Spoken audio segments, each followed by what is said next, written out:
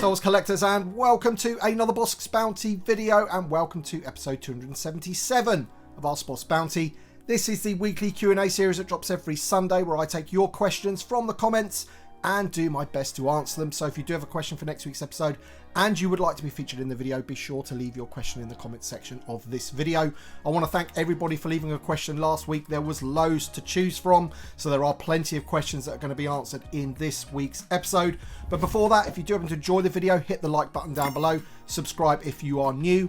And just before we get on to the first question, I want to say a huge thank you to a subscriber and Patreon supporter called Max Rebo Experience, or the Max Rebo Experience, because a gift arrived in the post, and I just want to quickly show you guys because I think it's pretty cool and it's going to go very nicely in my little sort of Bossk collection that I have in a cabinet just up there. Now here it is, and it says here, it says fresh out of the freezing chamber. Now apparently these are called carbonites. I'd never really seen them before Mr. Max Rebo had informed me about them, and as you can see, they're kind of like these little sort of wooden blocks painted very, very nicely. Lots of different characters you can collect, I am led to believe, but of course this one is Bossk, and look at the detail on that. That is fantastic. That's going to go so nicely in my collection. Yes, a type of wood. On the bottom there it says the reputable reptile for hire, ESB. So I thought that was pretty cool. So I'm just going to put that there. So thank you so much to the Max Rebo Experience. Also, there's a little card as well. Not too much written inside apart from thanks, buddy. And some stickers with the Adelphi Base National Park. And some other stickers here. And maybe that one came with the little carbonite block. Nothing on the back, but thank you so much for the stickers. And also I'd like to say a big thank you to everybody that attended my Whatnot live stream on Friday night.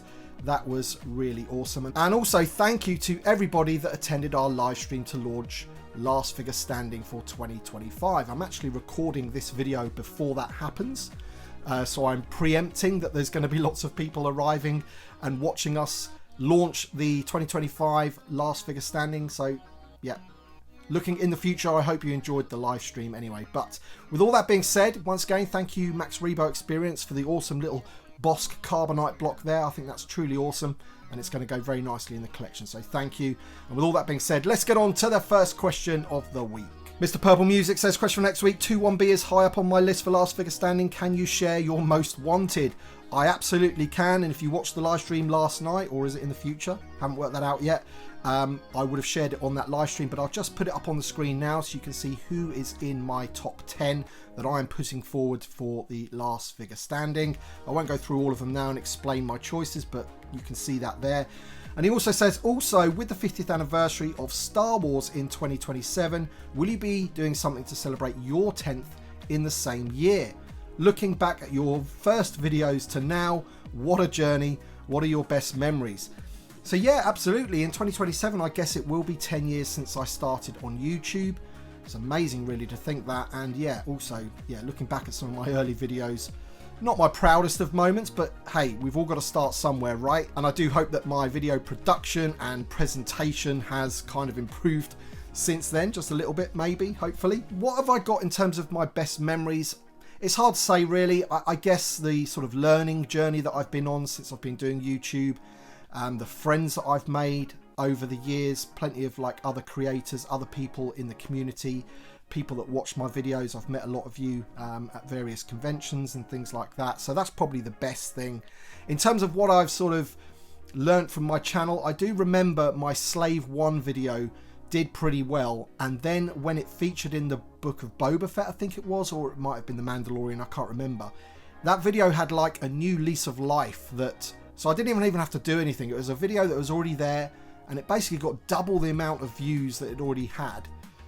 So that was a bit of a learning thing and a bit of a memory that I have in the back of my mind when it comes to my channel. But yeah, we'll have to see what happens in the next few years, how many more videos I put out and things like that. But so long as the vintage collection is going, then I will more than likely be making content around it. 1970 Zucker says, hi BB, great video as always. Question for next week, let's talk about the Disney droid factory. Some of these droids are really nice pieces like TC-14, B2 Emo, Ned B, etc. But these droids are not included in TVC, and of course they haven't got TVC numbers. So do you think that Disney should change their packaging, use the TVC packaging, and include some of these droids in the line? We could have TC-14 as VC383, B2 Emo as VC384, etc. This could increase the number of droids and astromechs in TVC. Good or bad idea? Thanks in advance for your wise answer. So I'm not too sure whether it be a good or a bad idea, but we've got some examples that have happened quite recently actually. We have Professor Huyang right here that was in the vintage collection, but first he came out in a 4-pack from Ahsoka for the Disney droids, and it was a completely different sculpt.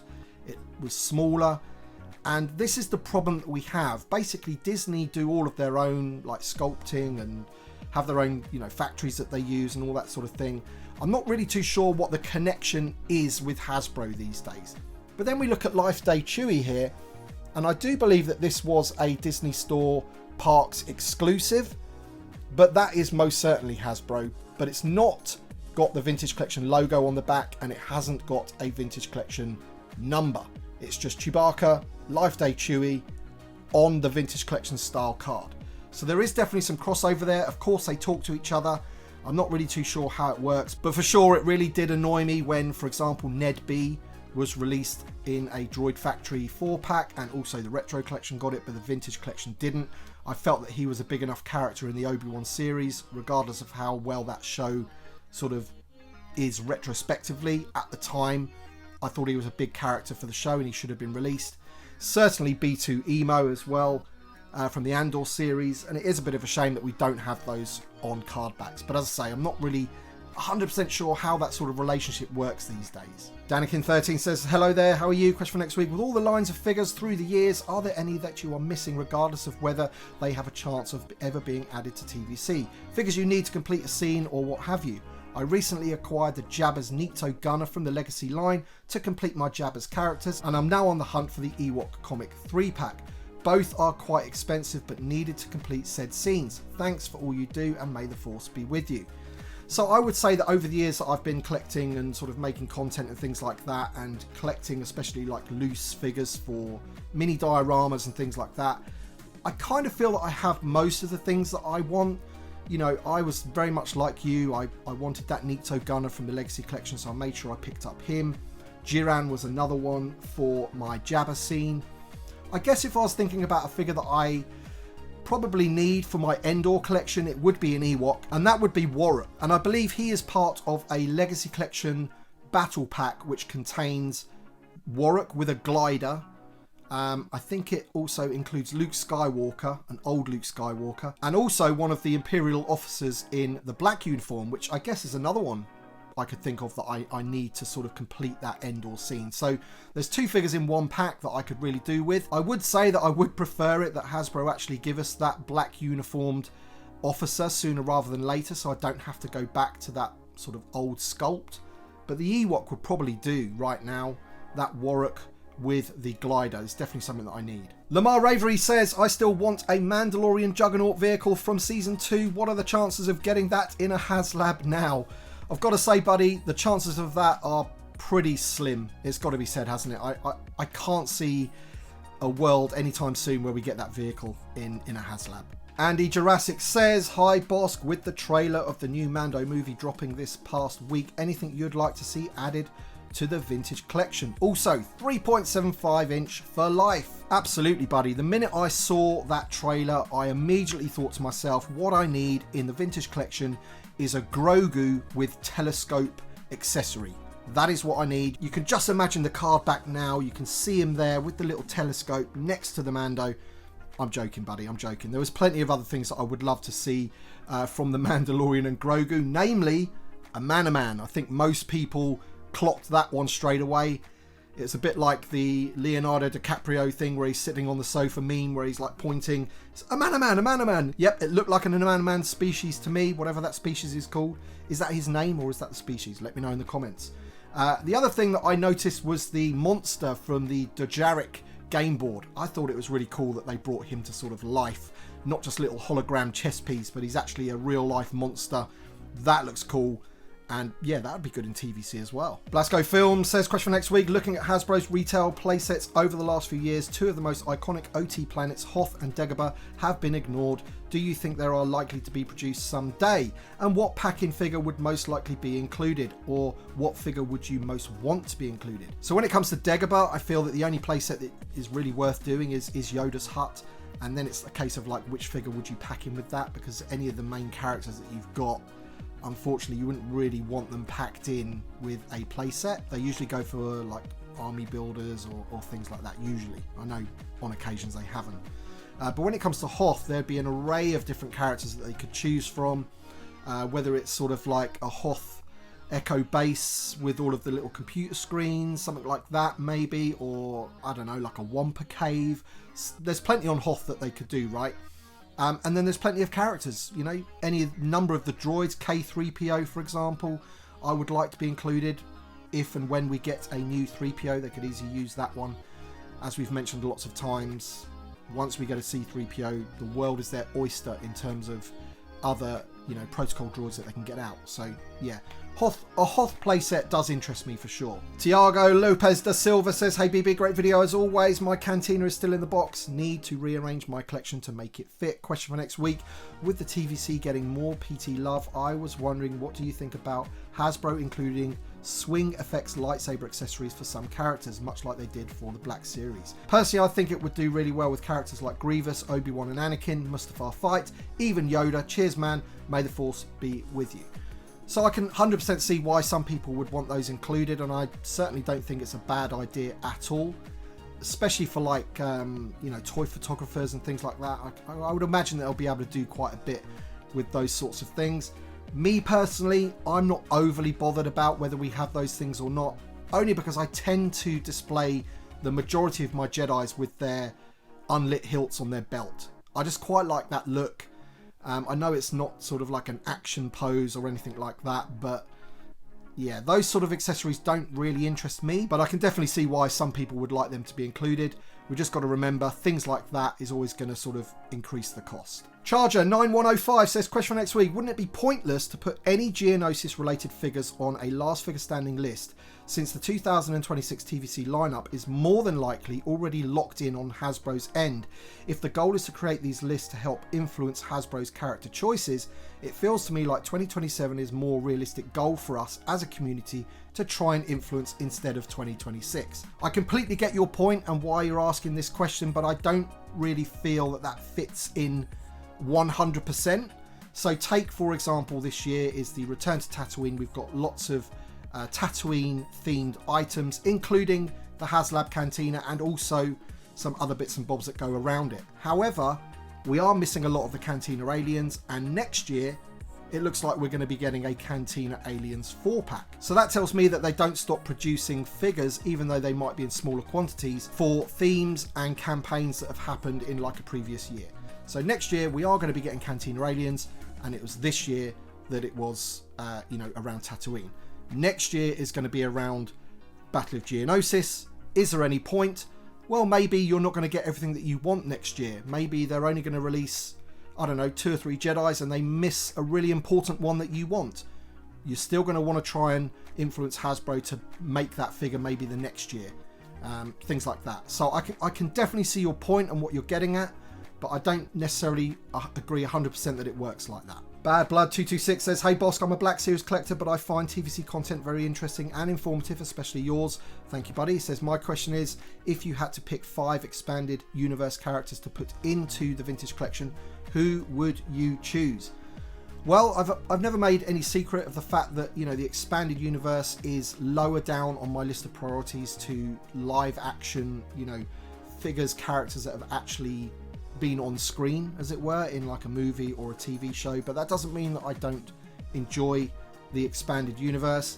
Not enough for them to be on my like top 10 of last figure standing, for example. But if I was to pick some that I would like to be in the line, then I can think of Darth Malak, Nihilus, Mara Jade, XR Kun, for example, and Crook That little creature guy, I believe he's in Rebels as well, right? So he's kind of been on screen.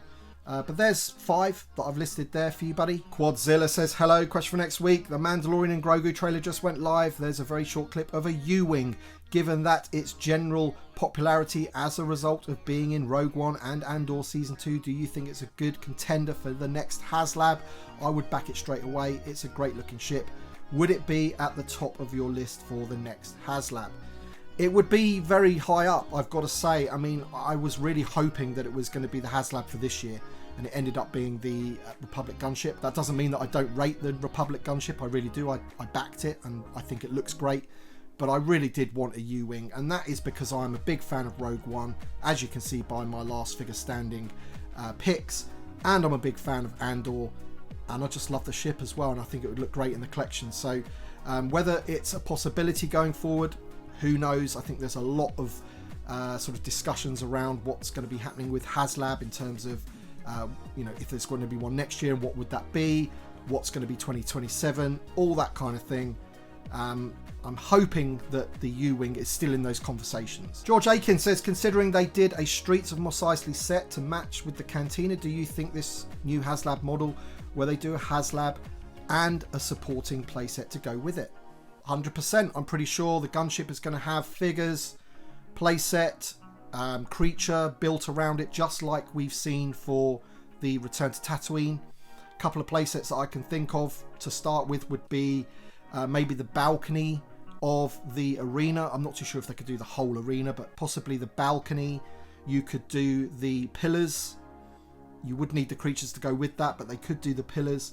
Or possibly the forward command center in the actual battle that's going on outside the arena. So there's loads of sort of choices that they could do. I'm pretty sure we'll get a playset, as I said, because, you know, Return to Tatooine seemed to have a playset, a creature, figures, so I think it's natural. Kirby Mock says, great content as always, BB. Question for next week. With the release of the Mandalorian and Grogu movie trailer, I'm feeling a little disappointed. The more focus on Grogu, the more I feel it's focused for a younger generation. I think the Disney Plus series worked very well on the small screen, and all the links to the original films were expertly pitched.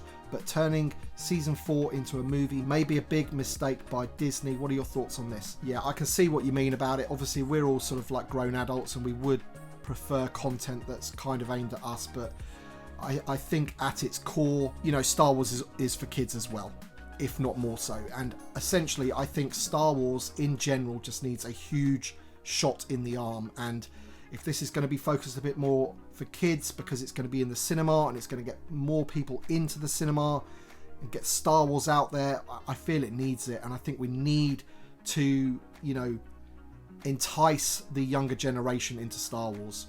That's what needs to happen, because they're the collectors of the future, right? So I'm not too bothered if it is slightly more aimed at kids. I can see that by the trailer that it might be so, but I feel that we might need that. Shannon Patrat says, greetings Bossk, I've been having a lot of fun displaying my HasLab Cantina. I've been trying to round up some of the Cantina patrons I've missed over the years, but some of them are really pricey on the secondary market. Question for next week, do you think once the excitement around the TVC Cantina starts to fall off, we'll see prices of those figures drop? I'd really like to complete my Cantina menagerie, but it's a bit cost prohibitive at the moment, and I don't see a lot of those characters getting a reissue in TVC.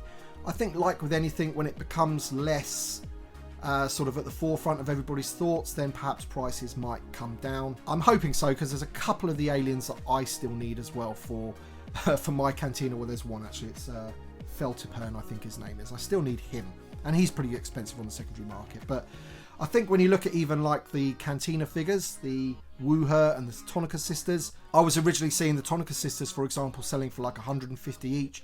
And then recently, in the last couple of days, I've been seeing them sell for 100 each. So prices will come down. Gabrielle Solis Design says, hi Boss, question for next week. With the big anniversary coming up, the speculation has been we might see a Death Star of some sort, perhaps a Sandcrawler for the next HasLab. What are your thoughts on a new Millennium Falcon? For my money, it's the most iconic design of all Star Wars.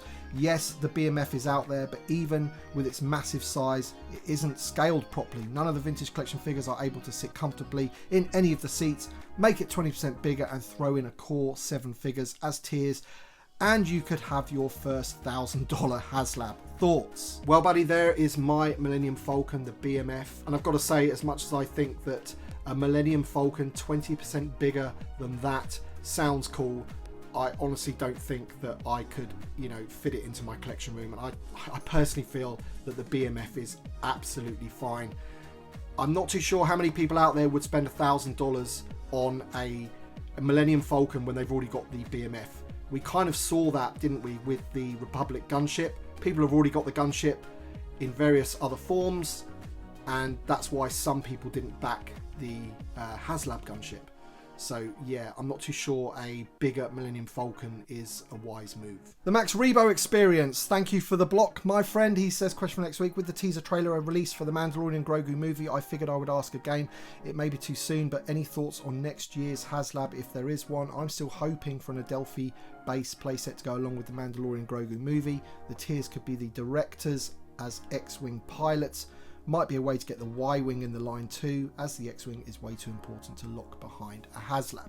I've got to say, that's probably the first time I've heard that particular sort of idea for a HasLab ever mentioned, and I know that you're a big fan of that, so I'm not too sure if that would ever get off the ground, my friend. But in terms of the HasLab next year, quite honestly, I just think it's so up in the air right now of what potentially that could be. You know, we've got the gunship landing next year.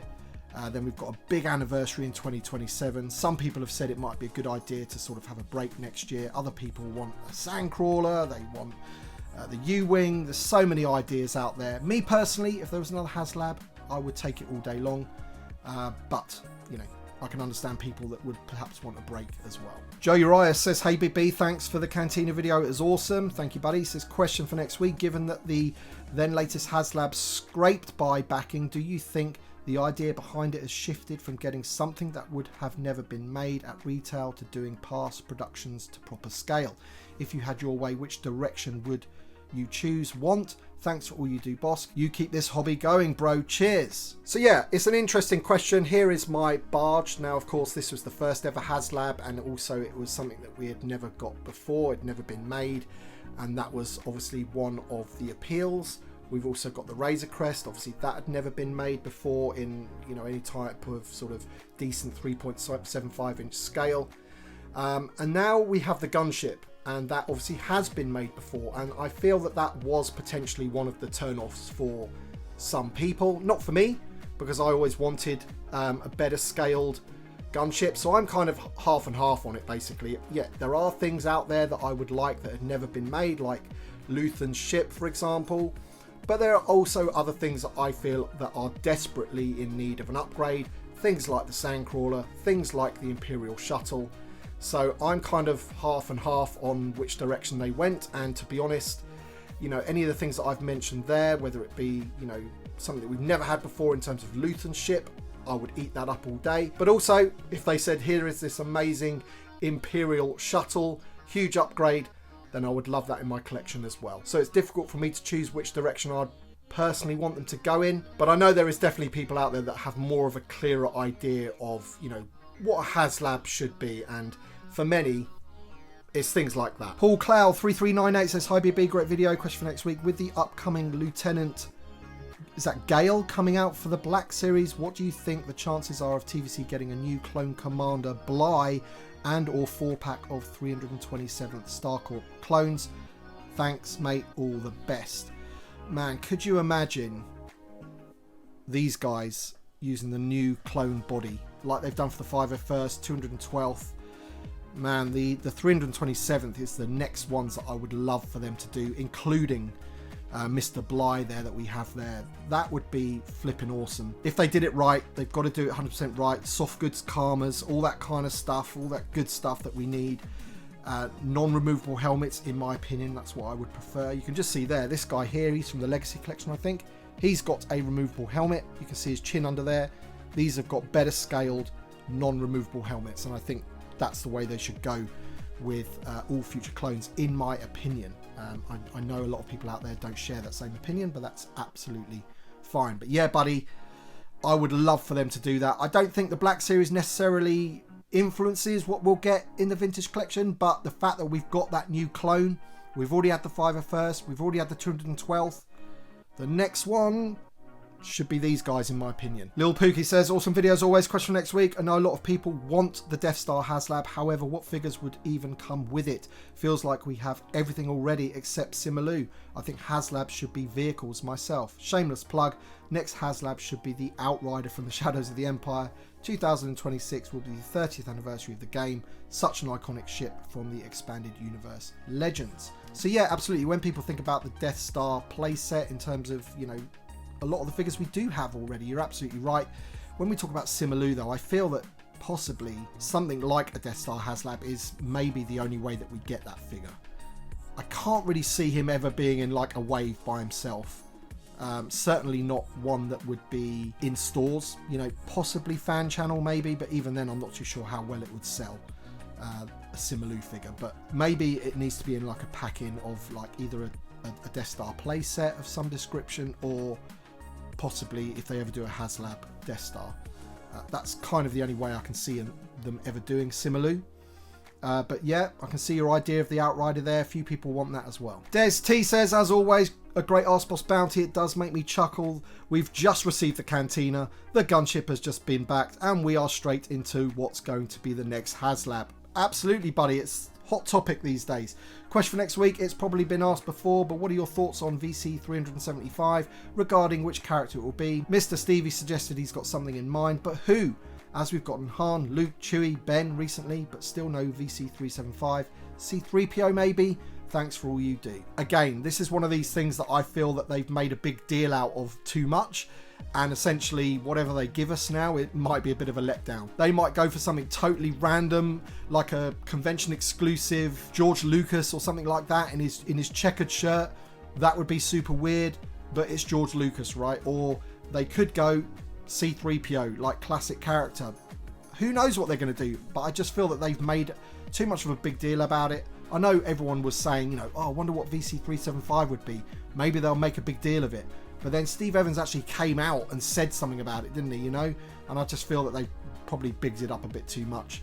And whatever happens now, we'll probably be a bit let down by it. But we'll have to wait and see what it is, buddy. They could wait forever, couldn't they? They could just skip that number for ages and ages until maybe 2027 for all we know. Because as we know, they've done all sorts of things with these numbers over the years, with letters and, you know, two figures having the same number by accident, all that kind of stuff. But yeah, let's hope for something good anyway. Alright then guys, that's it for this week's episode. I hope you've enjoyed it. Please leave your questions in the comment section for next week's episode. Once again, thank you to my buddy Max Rebo Experience for the very kind gift. Very much appreciated. Also want to say a big thank you to Biker Scout, who became a channel member. And I know that Biker Scout has been watching my videos almost from the very beginning. I remember your name, buddy, in the comment section for a very, very long time. So thank you so much for becoming a channel member. It is very much appreciated. Thank you to all of my other Patreon supporters and channel members. Your support is very much appreciated and means a great deal to me. So thank you so much. Thank you for watching, everybody, and we shall see you on the next one.